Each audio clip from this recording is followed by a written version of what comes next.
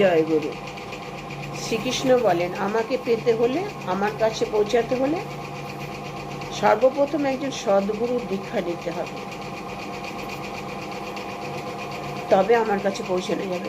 যে যার আরাধ্য দেবতা যেই হোক না কেন, শ্রীকৃষ্ণ হতে পারে, শিব হতে পারে, কালী হতে পারে, মা দুর্গা হতে পারে, প্রত্যেকের আরাধ্য দেবতার কাছে পৌঁছাতে হলে, হ্যাঁ, বা তার আরাধনা করতে হলে, তাকে পেতে হলে কিন্তু আগে একজন সদ্গুরু দীক্ষা নিতে হবে।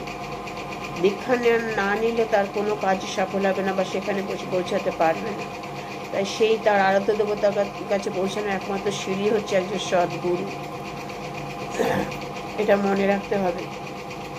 তাই এখন শ্রীকৃষ্ণ বলেন, গুরুর মধ্যে আমি বিরাজ করি, গুরুর মধ্যে আমি থাকি। গুরুকে ভক্তি শ্রদ্ধা করলে আমাকে ভক্তি শ্রদ্ধা করা হবে। তাই আজকে এখনকার মেয়েরা অল্প বয়সে দীক্ষা নিতে চায় না, কিন্তু তারা জানে না যে দীক্ষা না নিলে, কখনো শুদ্ধ না হলে কোনো পূজা কিন্তু ঠাকুর গ্রহণ করেন না, ঈশ্বর গ্রহণ করেন না।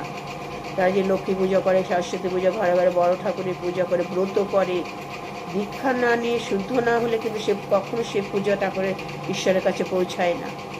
তাহলে আগে একজন সদ্গুরু দীক্ষা নিতেই হবে, আর তার দেখানো পথে চলতে হবে, তাকে অনুসরণ করে চলতে হবে, হ্যাঁ, তার কথা মেনে চলতে হবে, হ্যাঁ, এইভাবে চলতে হবে।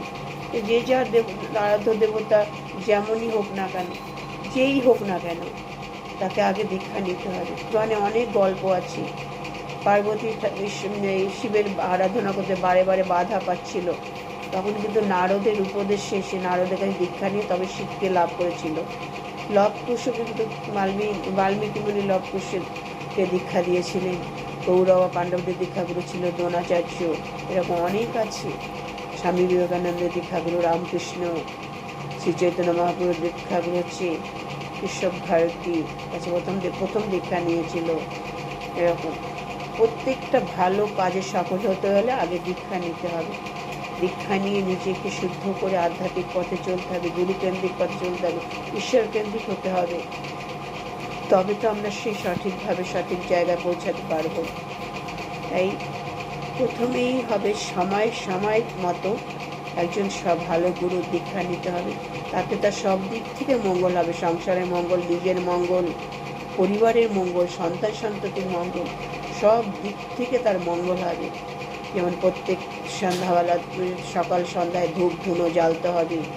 এটা হচ্ছে ঠাকুরকে ধূপ ধুনো দিতে হবে। অশুভ শক্তি এখানে পালিয়ে যাবে,